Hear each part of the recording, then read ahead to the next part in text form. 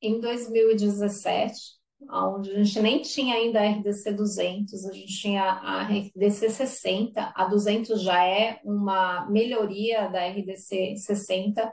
Naquela época havia extrema dificuldade de registrar alguns tipos de inovação que não se enquadravam dentro daquelas caixinhas que eu mencionei para vocês, né, as categorias de medicamento inovadores.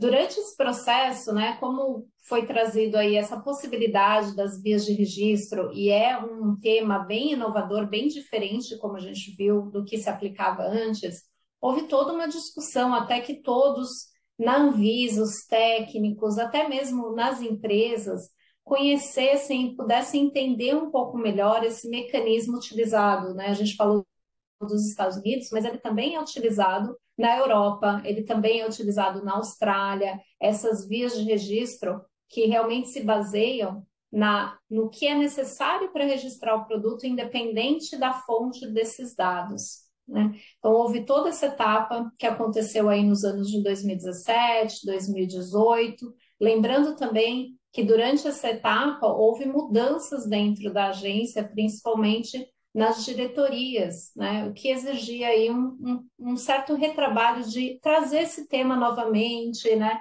Educar e passar as informações do que se pretendia.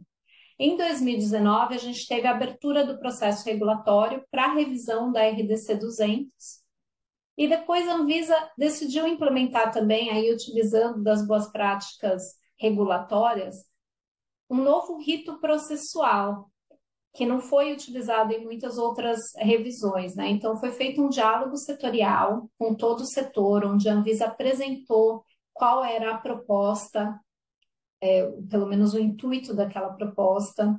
Isso aconteceu em junho de 2019. Depois, em setembro, foi formado um grupo de trabalho com eleição através do currículo das pessoas, né? Eu fiz parte desse grupo, assim como muitos dos associados do Grupo Farm Brasil e representantes do Grupo Farm Brasil também.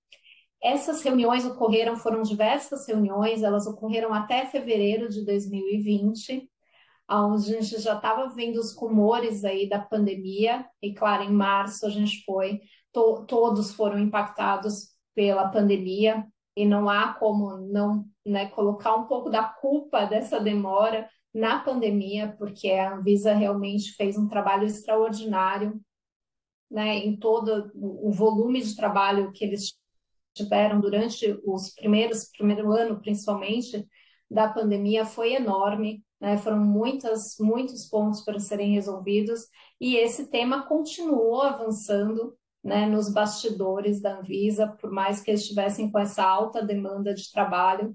Então, em 2020, houve a preparação dos guias, né? Como eu mencionei, agora a gente está saindo de uma norma prescritiva, que estabelecia requisitos fixos, para uma norma mais conceitual, como é utilizada internacionalmente. E por isso é necessário ter esses documentos regulatórios auxiliares, que seriam esses guias. Então, durante 2020, foi feito o guia da via completa e o guia da via abreviada. Isso foi preparado internamente pela agência, mas foi discutido junto com o setor. Houve a publicação da consulta pública, já com esses documentos auxiliares.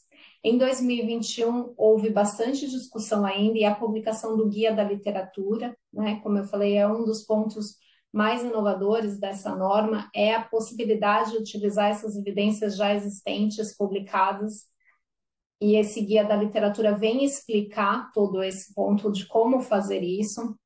Em 2022, houve muita discussão com outros setores do governo que também foram envolvidos nessa publicação. Então, a gente vê que o rito processual, como é uma norma muito importante, ele já é maior do que uma norma de menor importância, mas a gente ainda teve o fator da pandemia, né? E o fator da inovação dessa norma, né? Uma norma muito mais conceitual, muito diferente da maneira prescritiva como a Anvisa atuava